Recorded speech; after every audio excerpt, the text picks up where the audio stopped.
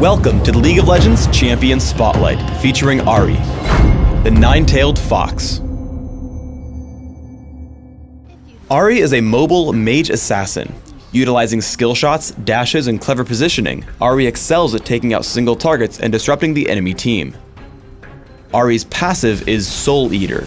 Every time one of her spells hits an enemy, she gains stacks of Soul Eater. Once it reaches its cap, her next spell will enjoy significantly increased spell vamp. Orb of Deception fires out Ahri's orb and then pulls it back, dealing magic damage on the way out and true damage on the way back. I take Orb of Deception at level 1 and max it by level 9. Foxfire creates 3 orbiting flames around Ahri. These flames then seek out and damage any nearby enemies who wander too close. Single targets can be hit multiple times, but extra hits deal reduced damage. I take Foxfire at level 4 and max it last. Charm sends out a skill shot nuke that damages and charms the first enemy it hits. Charmed enemies are slowed and walk toward Ahri for a short time.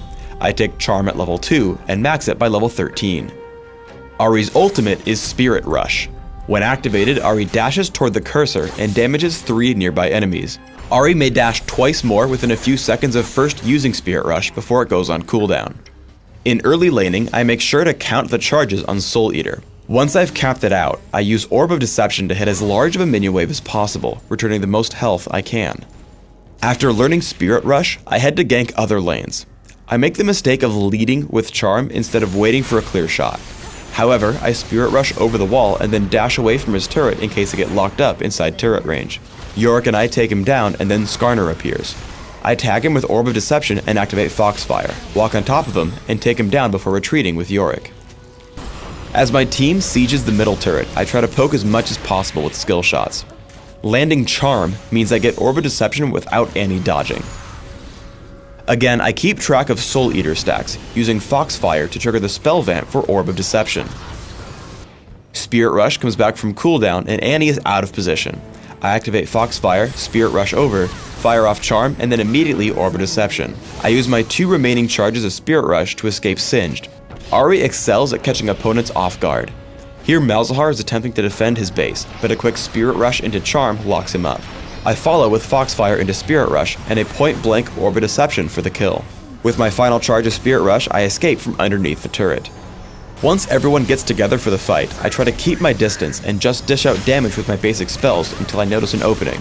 Once Lux gets low, I charge in with Spirit Rush twice, turning back to hit Singed and Skarner with Spirit Rush, Foxfire, and Charm.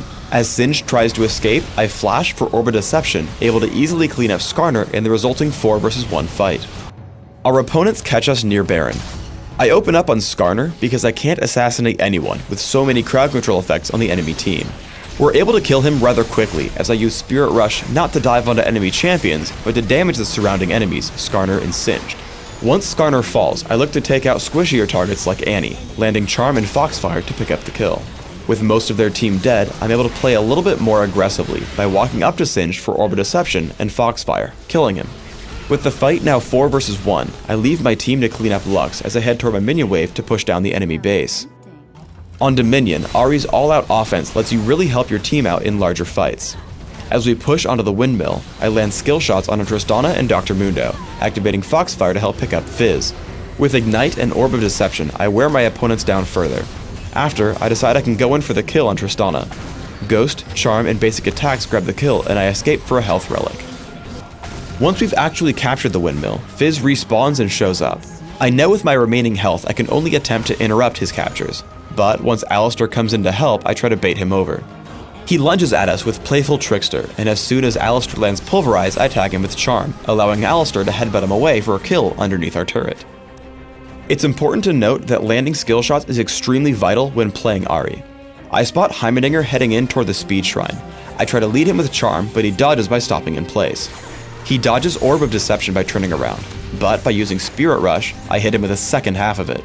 Now out of cooldowns and missing half my spells, I foolishly chase Heimerdinger through his turrets, falling to their damage output and his rockets. When you do land skill shots, it's a much different game.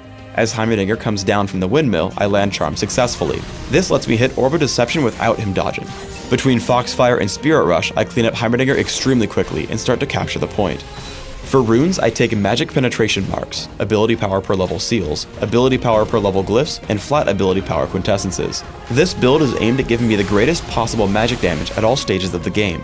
My masteries are 2109, taking all the magic damage and ability power increasing masteries in offense, while taking bonus mana, mana regeneration, and increased neutral buff duration in utility. I take Ignite and Flash for summoner spells in Classic, subbing out Flash for Ghost in Dominion. In either case, I master all my summoner spells in their respective trees. In Classic, I open up with a Sapphire Crystal and 2 health potions. I upgrade quickly to Catalyst the Protector and grab Boots of Speed before upgrading further to Rod of Ages and Sorcerer's Shoes. I then start major ability power purchases through Riven's Deathcap, Will of the Ancients, and if required, Void Staff. I then buy a Lichbane and consider selling Rod of Ages for Rylot's Crystal Scepter. In Dominion, I take a similar build, but open with Prospector's Ring and Boots of Speed while skipping the Rod of Ages. I follow the same path as before, taking Rabadon's Deathcap, Will of the Ancients, and seeing if I need Void Staff to combat my opponent's magic resist. Like in Classic, I also take Lichbane and Rylot's Crystal Scepter. Thanks for tuning in to the Ahri Champion Spotlight. Please subscribe to the Riot Games YouTube channel above, and don't forget to thumbs us up just below the video.